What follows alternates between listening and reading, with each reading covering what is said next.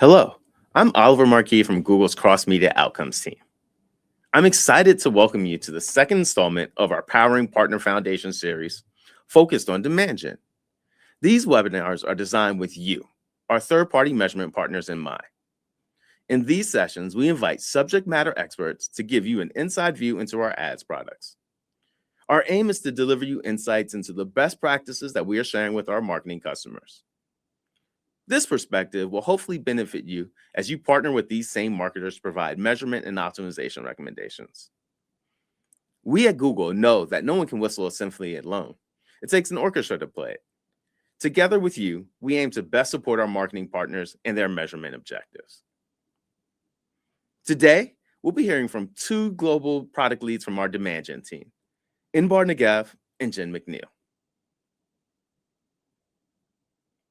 Inbar and Jen will provide a deep dive into demand gen's role across video and social, the recommended campaign strategy we're advising our clients to adopt. They'll offer an approach to measuring demand gen. And then lastly, we'll showcase new features that are delivering results to clients in the early days of launch.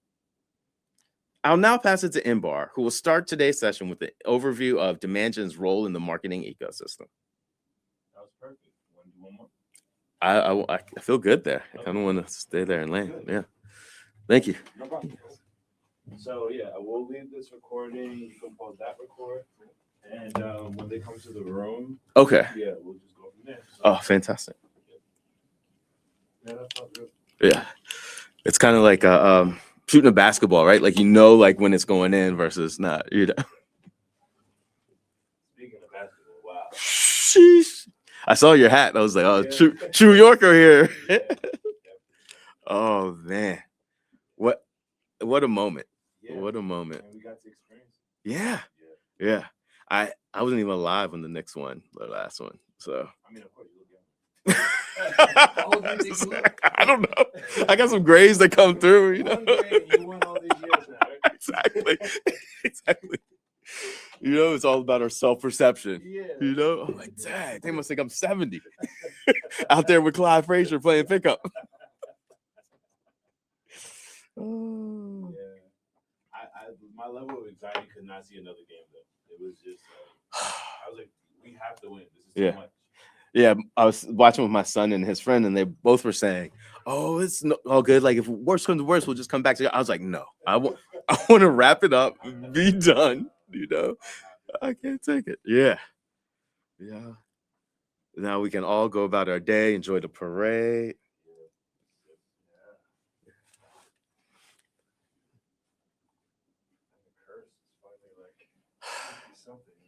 Yeah. I remember I was young, but I remember like watching like Ewing like 94 and wow. Yeah. But that didn't happen. The Sprewell run, like, oh. But there's so many magical things about this. I mean, just the whole Brunson story, right? Yes. Dad was on the 99 finals team. Oh, I didn't realize that. Yeah, Holy bench, wow. Dang. On the 99 finals team that went against the Spurs. Yep. And, and Brunson was in the locker rooms like since he was like a little kid. Yep. Like, it's cool that he like Pat Ewing and all.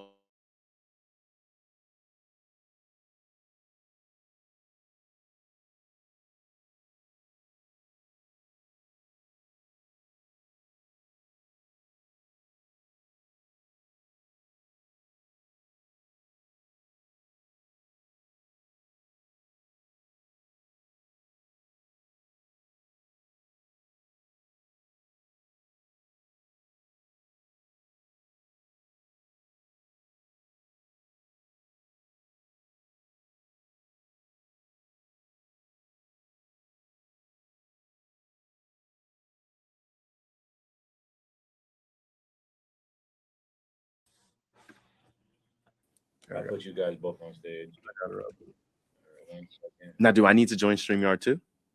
No, I got something for you. Don't worry. Okay. 1 second, Jack.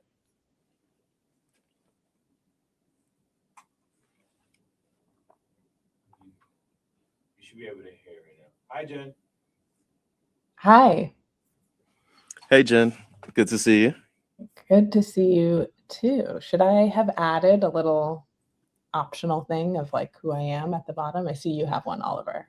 I'm gonna update it. So they're gonna hook you up, Jay. Oh, Yeah. fabulous, fabulous. And then we're gonna you can let her know that I'm gonna help her share her screen. Okay. So we're gonna help share. The production team in here is gonna help share your screen. So what we've decided to do, Jen, is rather than me kind of clicking through and saying or waiting for you to say next slide, we'll give you the power to just share your screen and kind of run the show yourself. Since it is a recording and we don't need to, right? Like we can cut away at certain elements. Yeah. Does it work similar to like Google Meet where when I'm sharing or whoever's sharing, it shows the speaker notes, or do I need to have that on a separate slide as well? Yeah, no, it should work the very same way as Google Meet. Great. Great. Absolutely. So as you're in the call, if you can you hear me? I can hear you, but like barely. There you go. No problem. How about now? That's better. Okay, yeah. So basically, can you on the bottom of the screen there's a plus sign. Mm-hmm. If you press the plus, you can share screen. Oh, like plus to present. you Yes. mean. And then Okay. you want to choose the tab on your window that's that has your deck. Okay, let me try. It should prompt you. And then I'll add it to screen myself. And there's everybody else's here. Okay, did that work? Hold on 1 second. This is your computer right now. Cool. So I see your computer. And this is the same process that we can let the rest of the team know as well. Okay. Yeah, I think everybody's in the room. Is everybody in now? Yeah. And then could you go to where it says slideshow, there's a drop-down menu. Mm-hmm. And then you want to presenter view. Right. So you have this. Got it. And you have your notes screen that just popped up on your personal computer, right? Yep. I cannot see that from our side. So Okay. you can scroll through by left arrow, yes. Cool? Got it. Yep. Gotcha. And then so you're good to go for now. That's pretty much the flow. And leave this tab, don't close this tab. Just stay updated with the deck. And then we'll get you synced once it's your turn. Perfect. Okay, no problem. So Brandon and we have I think I see Brandon and Inbar in there. Yes. So we're gonna have Brandon and Inbar do the same. Feel free to let them know. All right. So Inbar, what we'll do for continuity's sake and just to kind of make sure that the slides are moving is you will present your screen. Because this is a recording, we can kind of cut away and edit as necessary. That way we won't have to go through moments like next slide or anything like that. You can kind of control the screen and move that. Okay. So, and so I've actually I was here a little earlier. I recorded the intro. So we're good to go there. I'm trying to think. Actually, let me ask the team kind of what they think would be best for us to do next. Is there like a quick orientation or a run through that we should do? Yep. Okay. Yep. So I will show you an example. I'm gonna remove. Hold on. Let me just look at the run of show. Who would be coming next in the 70-30? It would be Inbar. She's gonna go by herself. So I'm gonna show you what it looks like. Once I remove you from screen, we can't hear you in the room, so stand by, everyone else.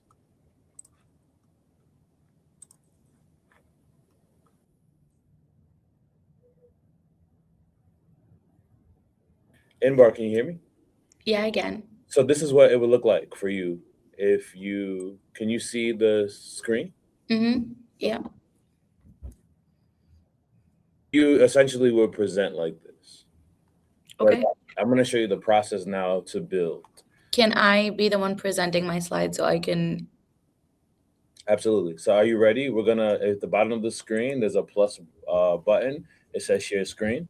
Yeah, give me 1 second. Sure, no problem. I'm going to add this name. This is Jen. Okay, cool. And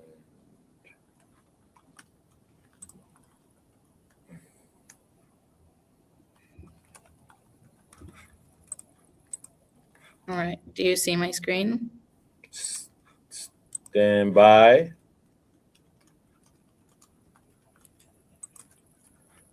Yep. Are you sharing tab or are you sharing screen? A tab. Okay, cool. And 1 second, let me remove. Okay, so this is what I want to do for your tab specifically. If you grab the window, the edge of the window, you'll see on and just pull it inwards. I know it's a tedious task. Pull what? What? All right, let me explain it this way. I'm trying to eliminate the blacks on the side. Oh, got it. How So do I do that? if you make the window smaller for the deck, you'll start to yes. There we go. There we go. Perfect. That's fine. Cool. So this is, and then can you see your notes on your side? I can, yes. All right, perfect. So let's run through yours real quick. Just go through for a little bit, quick little preview. All right. So what is the last thing that Oliver said?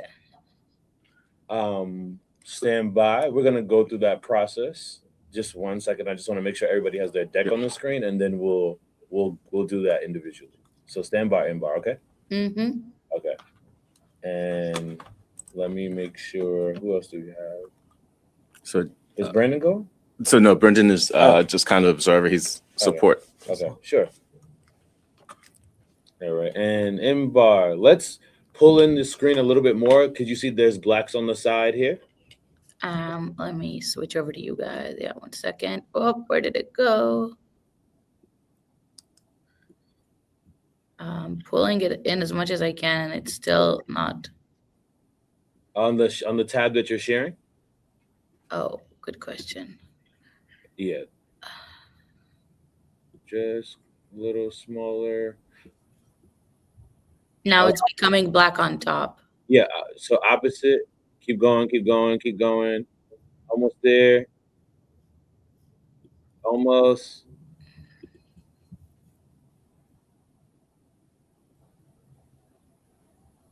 Yeah, that's fine. We'll leave it like here. Do not touch this window. Let's leave this window, all right? Yeah, I'm not touching anything. Okay. There is a line at the bottom, or am I imagining it? There is. You can go a little bit more. It's so tedious. It might create another line. Yeah. Almost. Keep going. That way that you're going. No, from the same side that you're on. Yep. Keep going. Keep going.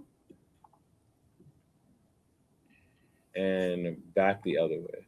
The thing about this is like whatever side you grab is either going to zoom in or zoom out. You don't have to go to the side that is obviously on. So that one side that you're using becomes the alteration of zooming in or zooming out. Yes. So if you keep pulling on that, there you go. You can play around with that. I have to keep coming back to see what I did every time. Oh, I see what you're saying.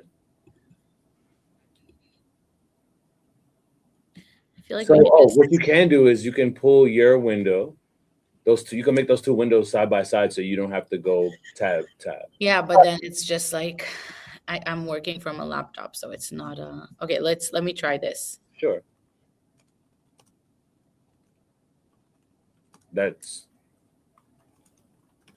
fine. I think this is the best we can do. That's fine. Okay. We're good here. And all right, let me see the run of show real quick.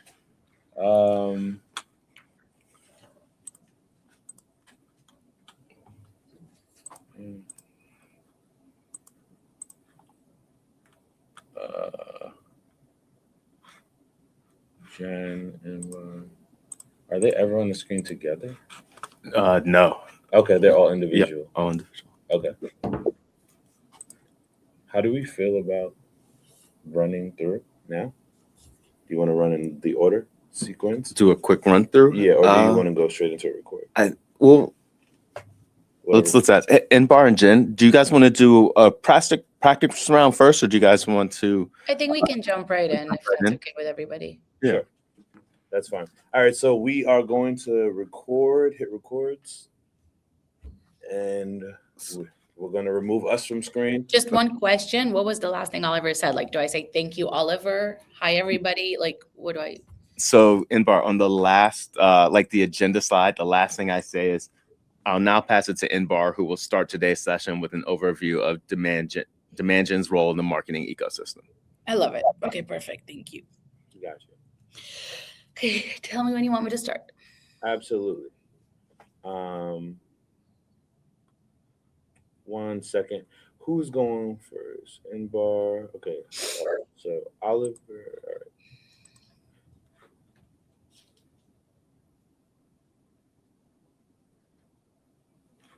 Because it's individual, Inbar, Yeah. you don't have to wait for a cue.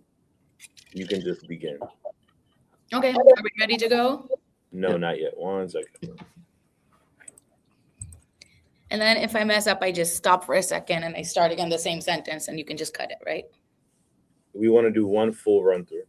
And then if you do mess up, we'll do another run through. Oh, wow. Yep. Okay. I mean, it's human to mess up though, so I'm probably going to It mess is. up. It is. Okay. If you do mess up, no one knows you messed up besides you. So Okay. remember that. All right, so here we go. I'm going to remove us from stage. You won't hear us. Inbar, it's just going to be you. You're controlling your slides. Are you ready? Quickly, Inbar, you might want to start on slide 4, where it's the This one? no, the one back, Oh, the intro to the section. this is the first one. Oh, is that? Oh, sorry.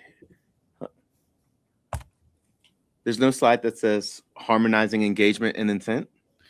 Wait, am I not on the right slides? What's going on here? Oh, maybe you're on the wrong deck. Maybe, but that would be funny. I'm gonna send it to you. Thank you. Funny because I own the deck. Oh, yeah, you're on the wrong deck. You remember actually, Inbar, what I did was Oh, like, yeah, I forgot about that. One. Can you ping it to me really quick? Sorry. Yeah, about we have a group chat going, so I just pinged Perfect. it to you. Yeah. Opening that one. It's like I don't remember that flow. All right. Slide 4. Yep. Okay. All right, you won't hear from us. I'm taking your guys' mics out because we're just recording. Yep. Here, so.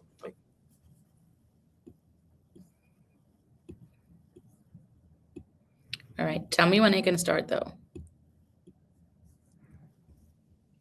Inbar, one more slide back. Yeah, perfect. And start from there. I can start? When you see me go off screen, they'll let you know. Oh, okay. Yep, I'm ready. Thank you, Oliver. Hi, everybody. So nice to meet you. As I said, I'm Inbar, and I'm a global product lead for Demandgen. Excited to talk to you today about harmonizing engagement and intent. So let's start and deep dive a little bit about Demandgen's role in video and social. And I think let's start about See, that's the problem. Can we go again? Sorry. I'm not going to improvise. I'm just going to read what I wrote to myself. I feel like that would be the best case. We want to always start from the top if there is a mess up. Yeah, that's fine. Let's All start from the top. Thank you, Oliver. And hi, everybody. So nice to meet you. So welcome to the Power Partners Foundation session. Thank you, Oliver, for that intro. And today I want to focus on the structural mechanics of YouTube and of course, Demandgen to help you build accurate measurement and attribution frameworks. Historically, the digital media split platforms into 2 rigid buckets. We have upper funnel brand reach, lower funnel performance. Currently, we're seeing that compromise no longer exists. Peak performance actually requires an ecosystem that creates, captures, and converts demand simultaneously. Specifically, we see that 45% of YouTube short users are not on TikTok and 65% are not on Reels. From an MMM and reach validation perspective, this is a vital distinction. Adding YouTube shorts isn't a duplication of frequencies against existing social audiences. It unlocks statistically distinct net new segment market reach. We know that short form video consumers are not uniform across networks and that YouTube captures a highly unique audience. YouTube achieves that by combining high intent audience, deep attention, and real time intent signals. As measurement experts, you know that raw impressions do not automatically equate business outcomes. The quality of attention varies based on a user's state of mind. We know that according to US attention meta-analysis, YouTube ranks number 1 in attention, and that's compared to the standard streaming, social, and linear TV benchmark. This active attention correlates directly with a purchase intent. We've done some independent testing, and those have confirmed that Shorts drive a 40% higher lift in purchase intent than TikTok, and 85% higher than Instagram Reels. The combination of high user intent and trusted creator ecosystem is what produces those long-term financial outcomes, rather than just immediate last-click metrics. For teams that manage sophisticated attributions or econometric models, this highlights the necessity of tracking the delay and the baseline impacts from YouTube's media spend. Dimension is an AI performance engine powered directly by Gemini's AI. Unlike traditional social media algorithms that optimized against superficial scrolls and likes, Gemini analyzes deep, deterministic intent signals across search, YouTube, Discover, and even Maps. And by evaluating variables like historical search journeys and content that people are consuming in real time, the model accurately predicts user needs in the moment. And this predictive accuracy is actually why Demand Gen excels at acquiring net new customers, rather than just retargeting existing brand loyalists. So let's transition into account hygiene. To ensure a campaign is structured for statistically reliable success, we utilize an optimized framework. We call it the YouTube Performance 4. And there are 2 ways to use Demand Gen. I want you to think about it as your 2 main methods of growth. One is your always own growth. This is the one place that your clients want to start with. To maximize the machine learning science density, we recommend running a fluid, unrestricted campaign. Opt into all inventory, enable optimized targeting, feed the algorithm first-party data, upload all asset type, and leverage the new customer acquisition goal to drive pure baseline incrementality. But your second kind of growth is the one that is more customizable. We know that you might have clients with high specific and maybe even non-standard business objectives. And that's where Demand Gen provides a granular control suite. Using our advanced creative channels and audience controls alongside native experimenting tools, you can safely execute custom tactics like expanding existing social campaigns or driving mid-funnel lead generation.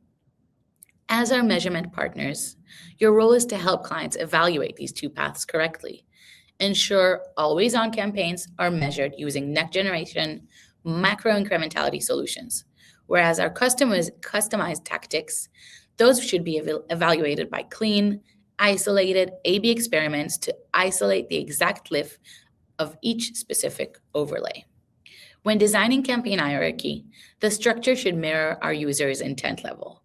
Let's look at this architectural layout for an evergreen growth setup.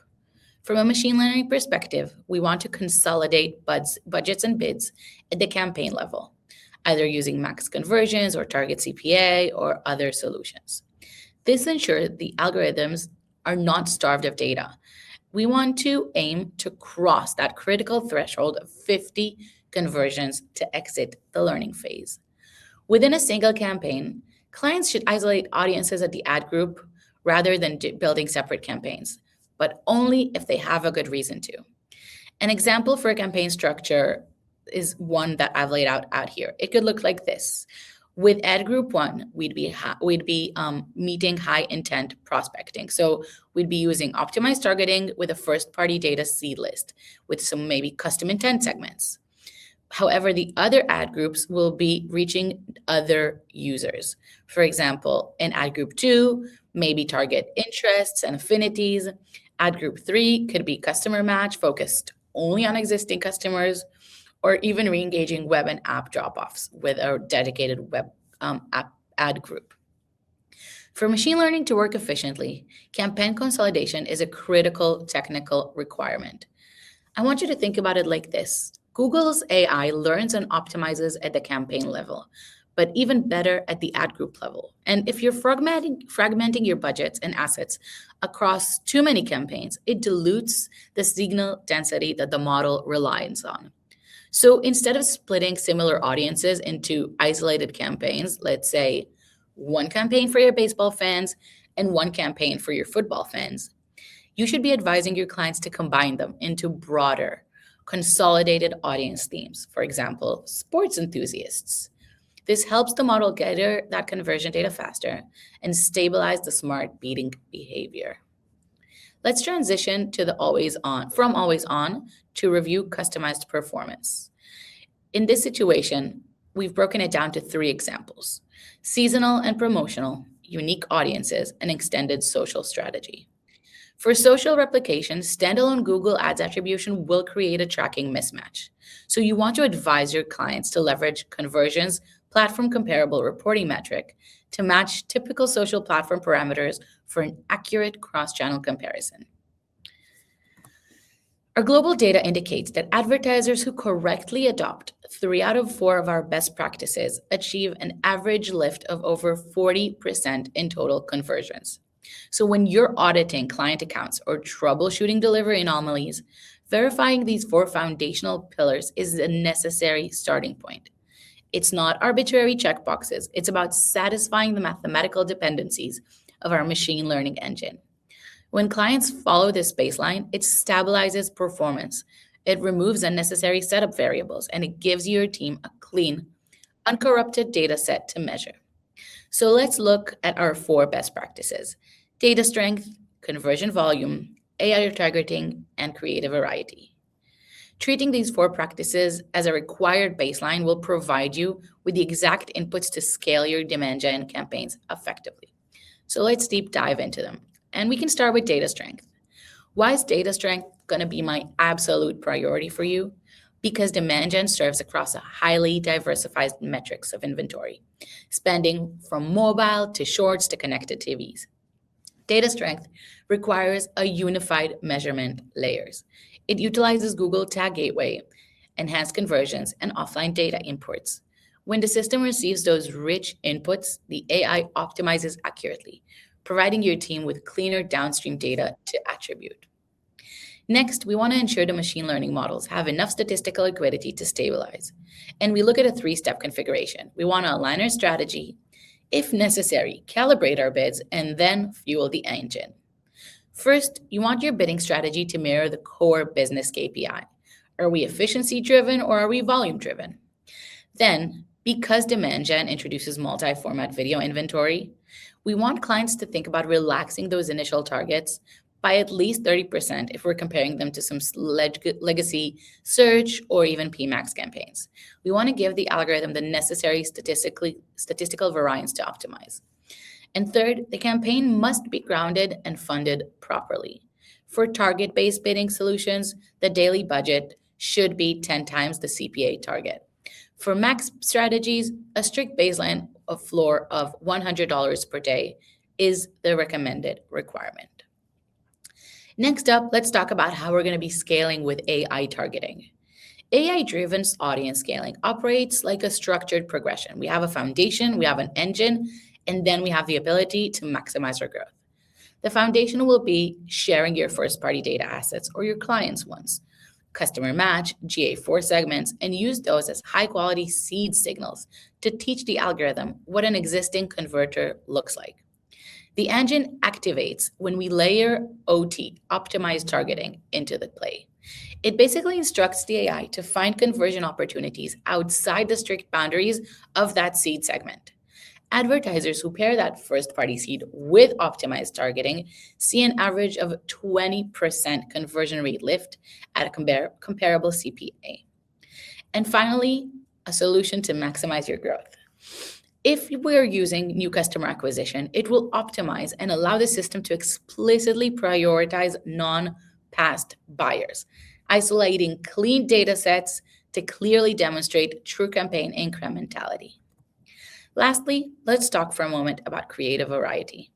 To scale production without massive overheads, client can lean on our asset optimization for automated formatting and enhancements in Asset Studio, powered by our latest Gemini and Veo models to generate high-quality image and video variations. Because independent econometrical reviews show that creative quality accounts for 60% of total sales contribution, this part is huge. Asset variety directly dictates inventory liquidity, and it boosts ROI. We know that providing all aspect ratios expand a campaign's eligible auction footprint across all of our surfaces. This way, it can really cherry pick the lowest cost, highest intent conversion opportunities. So now I'm going to hand it over to Jen to talk to us about performance and how to structure it for success.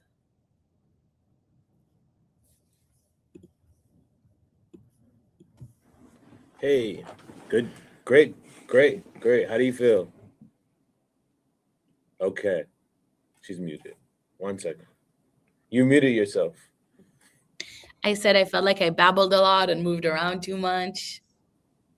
Okay, I mean, we are ahead of time. We were supposed to start at 2:45. Yeah. Did you want to do another? Do you want to do another run through? Well, do you want to do another run in bar? I thought it was good. I thought. If you guys are happy with it, I'm happy with it. I Well, don't want to waste anybody's time. If no. if It wouldn't this be- is you think would be a good recording, then we can go ahead to Jen's part. Yeah, let's go ahead to Jen, and we can kind of I thought it flowed smoothly. So if you're having like kind of second thoughts based from your perspective, I wouldn't have any doubts on your mind. Okay. If you guys liked it, I'm fine with it. Jen, do you have any feedback? Anything I should do differently? Am I unmuted? Can you hear me? I thought it was great. Okay. I thought you did great. It flowed nicely. I didn't think there was anything, but we Okay, have extra perfect. time. If you want to run through, we can. No, I'm good. Thank you. All right. Let's All right. take it away, Jen. Roll on the next. Yes, keep it rolling. So thank you very much, Imbar. I'm gonna remove you from stage. She's coming on again, or that was it? No, that was it. So do you want to let her go for the day, or? Inbar, do you want to hang out for a little bit? I don't mind hanging out, just making sure we're aligned. I can work. in Yeah, the let's do meantime. that. Perfect. Sure. I'm gonna. You're gonna go backstage. I'm gonna put you backstage, Imbar. Okay. See you later. Thank you. Hold on 1 second, Jen. This is your deck, Jen. Yes, I need to move forward. There we go. Okay. How do you feel, Jen? Feeling good? Yeah, ready to go. All right, here we go. All right, so I'm gonna remove us from stage, and then you can go in on your cue. Okay, so I go when I no longer see Oliver, correct? Correct. Got it. Yes. And give yourself a second. All right.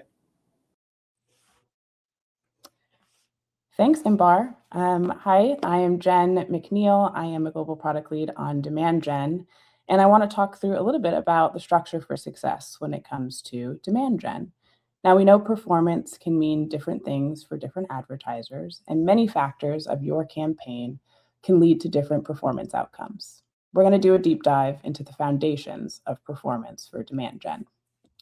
So even for a perfectly stable campaign with no changes to your budget, targeting, or ad creatives, you'll still see some natural variation in your daily results. We call this intrinsic volatility. It's like that natural ebb and flow of any system, and it's especially pronounced in campaigns with a smaller number of average daily conversions. Campaigns with lower daily conversion volume will see a higher intrinsic volatility merely due to random chance. For example, the day-to-day change in CPA for a campaign that drives 4 or 5 conversions each day would usually be larger than a campaign that achieves 99 to 100 conversions. As a pro tip, when you're analyzing your campaign's performance, review trends over a long period, rather than focusing on daily performance. Short-term volatility is a normal part of the advertising landscape, especially for demand gen campaigns with lower conversion volumes. By being aware of this, you can set more realistic expectations and make more informed decisions about your advertising strategy. It's also important to know that there can be conversion delays. These can occur from the time it takes for a user to perform the action after seeing the ad, the data processing and attribution lag that can occur. This delay, often called conversion lag, is a normal part of the data processing and attribution within demand gen. Expand the date range considered to include multiple weeks.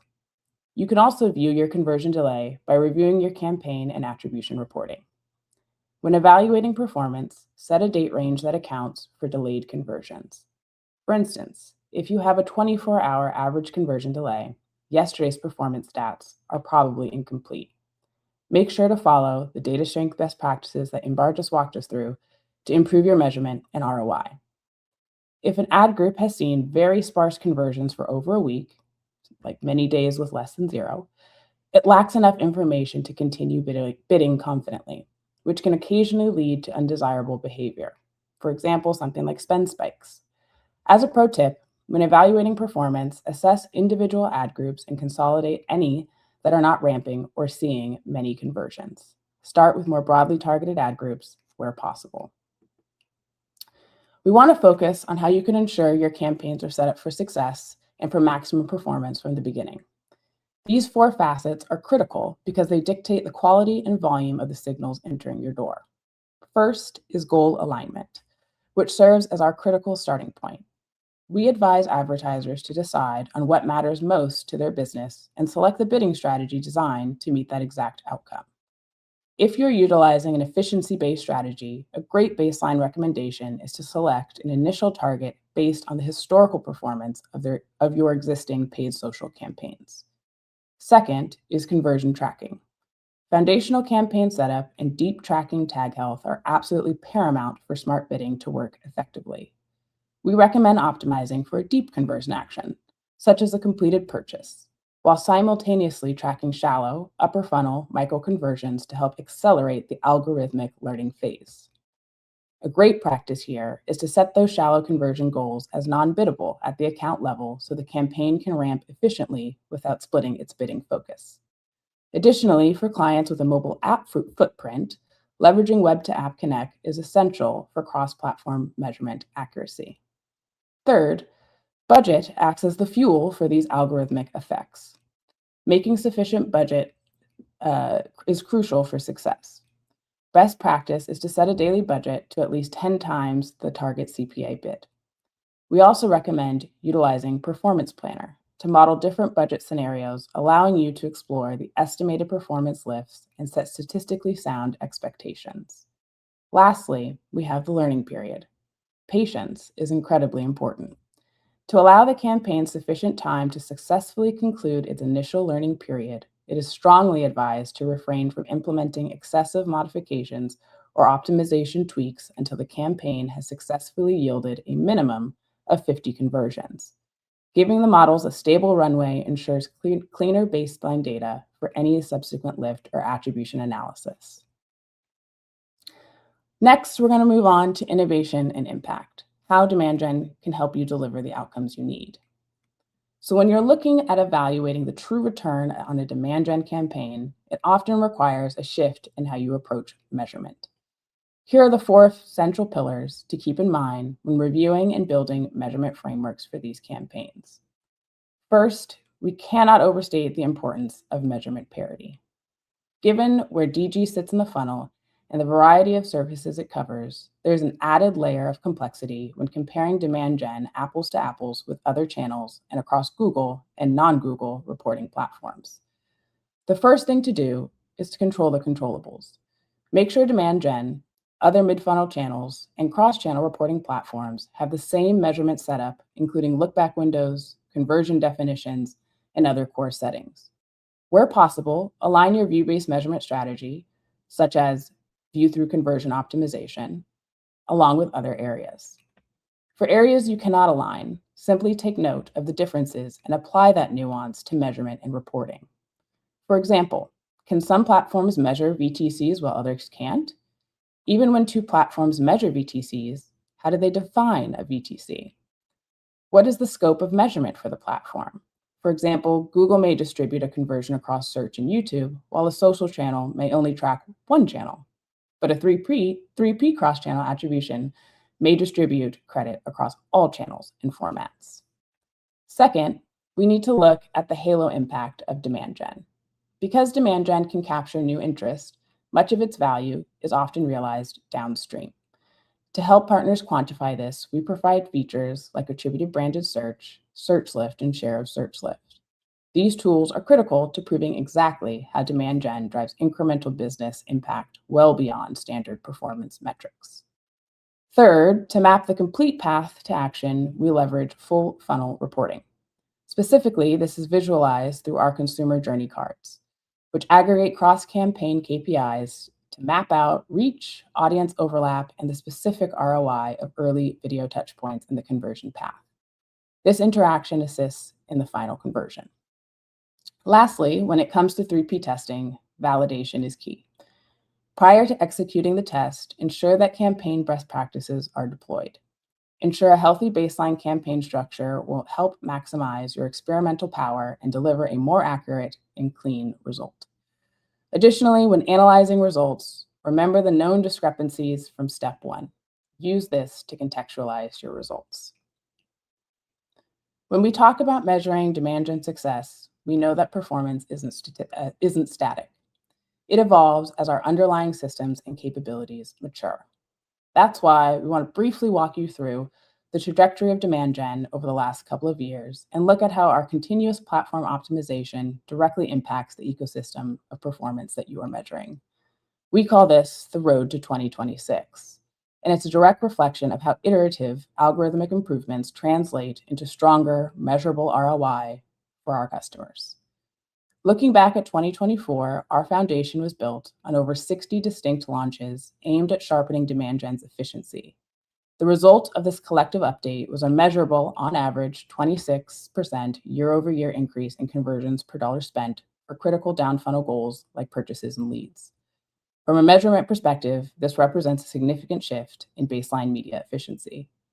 Moving into the second half of 2025, we accelerated that momentum by introducing hundreds of foundational improvements to demand gen campaigns simultaneously. These improvements drove, on average, a 30% increase in conversions or conversion value for advertisers. This brings us to where we are today. With 2026 looking incredibly bright, we are continuing to push boundaries of what demand gen can achieve. So where exactly are we headed in 2026? Well, our roadmap is anchored in 3 strategic pillars: performance and proof, format expansion, and the shopping experience. First, we're doubling down on our 2025 efforts with a laser focus on driving performance and, crucially for this group, proving outcomes. We want to ensure that you have the granular data required for true evaluation of demand gen. This includes recent innovations like campaign type attribution, which exposes the full multi-touch value of demand gen conversions so you can calibrate cross-platform models more accurately. We also included VTC optimization to enable campaigns to optimize directly towards view-through conversions. Alongside this, expect new improvements in experiments and incrementality testing to help you validate lift. Moving to the second pillar, format expansion and new frontiers. We are expanding demand gen scale to meet consumers in new spaces, including highly engagement placements like Google Maps. This helps brands reach high-intent explorers with non-disruptive placements that drive both digital and offline actions, without sacrificing channel control. Just as importantly, we are focusing on new ways for customers to leverage both creator-led assets and AI-generated creatives at scale. Lastly, we're optimizing the shopping experience by making it seamless for customers to turn their brands into virtual storefronts via our product feed solutions. This connects brands with consumers at the exact moment they are ready to stop, blending high-impact formats with direct response utility. So as a recap, let's wrap up today and look at how you can best implement demand gen. First, we urge you and your advertisers to strongly adopt the YouTube Performance 4 that Imbar walked us through, prioritizing data strength, fueling the system with conversion volume, scaling with AI targeting, and maximizing creative variety. Treating these 4 practices as a required baseline provides our algorithms with the exact high signal inputs needed to scale effectively. In fact, internal data shows that advertisers who adopted at least 3 out of the 4 foundational pillars saw a 40% increase in conversions across their demand gen campaigns. When evaluating client setups, ensuring these data inputs are healthy is the single biggest lever for performance. Second, we must work together to ensure advertisers structure their campaigns for success before hitting launch. For our measurement frameworks to reflect accurate data, the campaign architecture must be optimized for maximum performance from day one. This means guiding clients to establish proper goal alignment, bulletproof conversion tracking, sufficient budgets to prevent artificial throttling, and allowing enough runway for a healthy algorithmic learning period. Clean campaign structure results in clean data. Third, we must enforce measurement parity for fair comparison. The measurement ecosystem is inherently complex, and different media platforms rely on different default attribution windows, logic, and logging mechanisms. When comparing a demand gen campaign's performance directly to traditional paid social platforms, an apples-to-apples configuration is essential. Ensure your look-back windows, view-through logic, conversion definitions are standardized as much as possible in order to deliver a fair, unbiased, cross-platform evaluation. Thank you all for your time today and for your continued partnership, and I will pass it back to Oliver.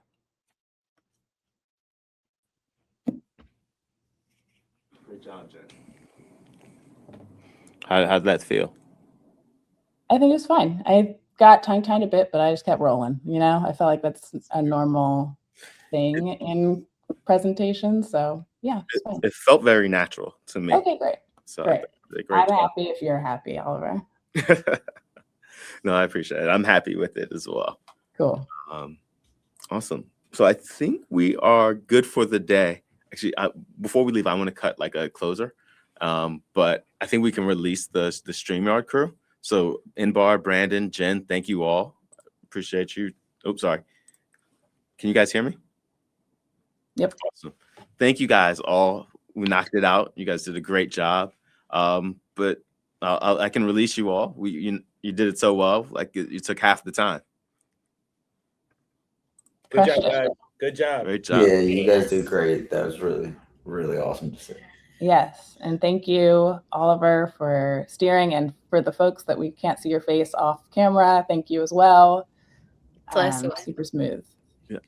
So I think just some logistical stuff, Jen and Bar. I'm going to edit the video and kind of get that. I'll play it back for you guys and send it over to you.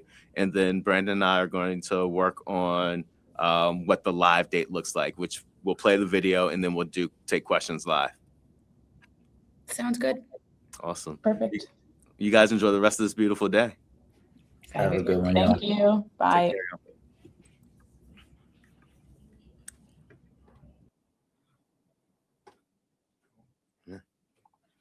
I'll go to the end and then we can just continue. Yeah, I think You know what slide we're on? I think it's the last slide. The slide says thank you. Oh, you know what? I didn't put my notes in there, but it's kind of simple. I'll just slide them in real quickly. Sure, I'll reverse. Let me know when you're ready. All right, notes are in there. Stand by.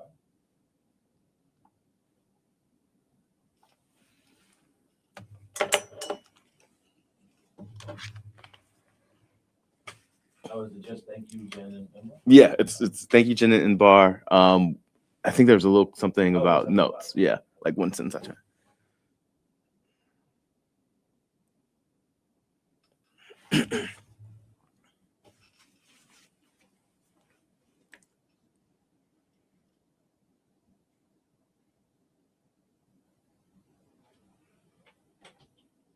Perfect. Yeah, it's all in one screen right Good. there. Yep. Okay. Right. So we are. You hear them on stream in your ears? Yes, well, Okay, cool. All All right. right. So on your cue, and actually, I want to throw up the thank you, and then we can go into you. Okay. Yeah. Perfect. So.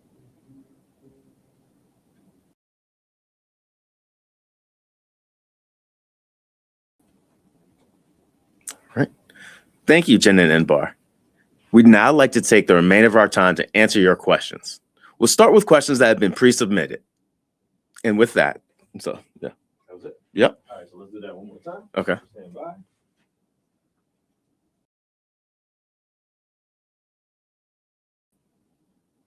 Thank you, Jen and Inbar. We'd now like to take the remainder of our time to answer your questions. We'll start with the questions that have been pre-submitted.